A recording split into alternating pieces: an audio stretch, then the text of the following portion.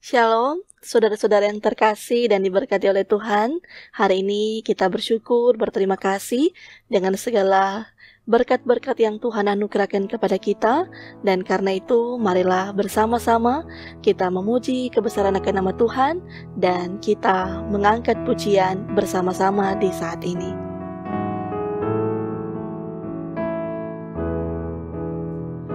Jangan kamu takut,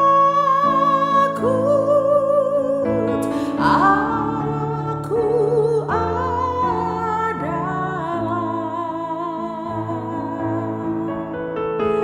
Itu Tuhan janji, biar itu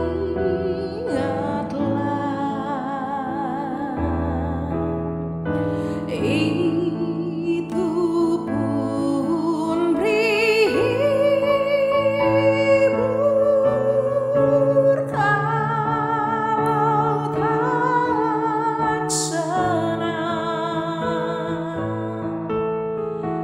lagi pun beri kuat bila engkau masuk perang. Hai,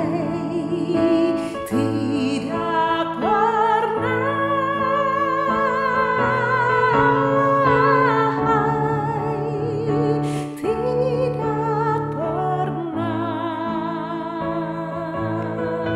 kelak ia tinggalkan dikau, bahkan tiada pernah. Hai, tidak pernah.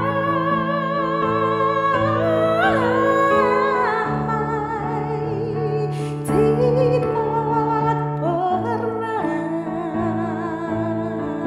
kelak ia tinggalkan dikau, bahkan tiada pernah.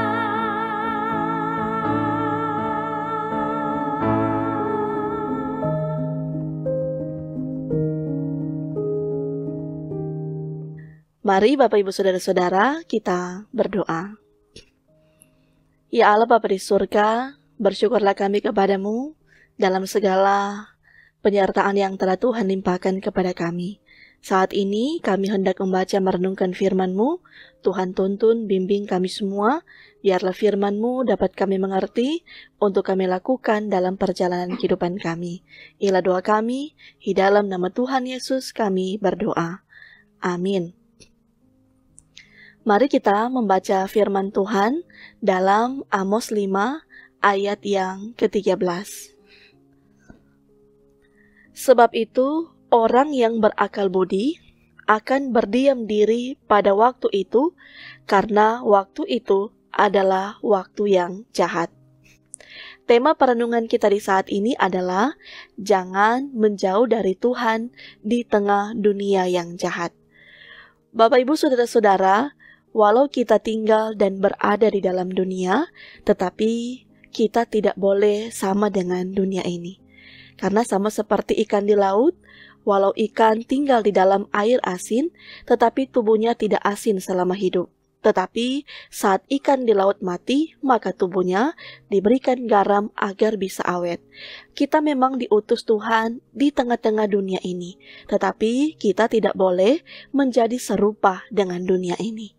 Dan dalam firman Tuhan kita di saat ini memperlihatkan kepada kita bahwa keadaan umat Tuhan di zaman Amos begitu sangat memprihatinkan, di mana yang terjadi di saat itu adalah orang yang mau melakukan kebenaran berada dalam sebuah ancaman.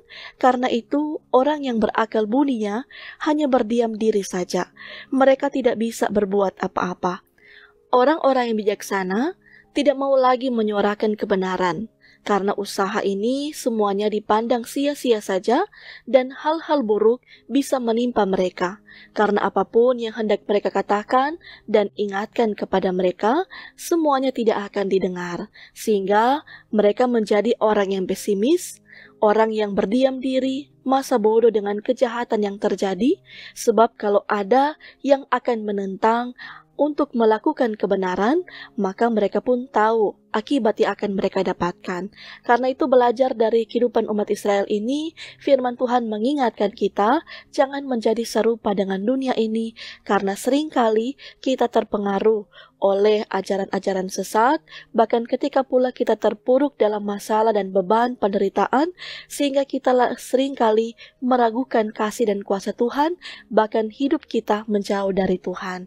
Kita diingatkan untuk mendengar firman setiap hari, itu adalah sikap yang dituntun oleh Tuhan dari kita. Mendengar berarti kita akan bersedia untuk diingatkan, ditegur, dikritisi, dan bahkan diubah oleh Tuhan untuk menjadi anak-anak yang berkenan di hadapannya. Memberikan hidup ini untuk terbuka mendengar firman-Nya akan membuat kita menjadi umat Tuhan yang diubahkan dan semakin hari berkenan kepada Tuhan dalam apapun situasi dan kondisi hidup kita. Kiranya kita tidak akan menjauh dari Tuhan. Sebab, Bapak Ibu Saudara-saudara, menjauh dari Tuhan akan mengantar kita menjadi orang-orang yang jahat, yang melakukan apa yang dibenci oleh Tuhan. Karena itu, ingatlah, jangan jadikan dunia yang merubah hidupmu, tetapi hidup kitalah yang sejatinya akan merubah dunia ini, agar kita menjadi tidak serupa dengan dunia ini. Tuhan memberkati kita sekalian. Amin. Mari kita berdoa. Ya Bapa di surga, bersyukur kami ketika kami semua telah diberkati dalam persekutuan saat ini dengan firman yang boleh kami baca, kami dengar, agar kiranya dalam segala keberadaan kehidupan kami, apapun situasi dan kondisi yang kami alami dalam pergumulan tantangan, maka kami diingatkan untuk tidak menjauh dari kehidupan Tuhan, tetapi dalam segala hidup kami akan selalu dituntun untuk dapat melakukan yang baik dan benar di mata Tuhan.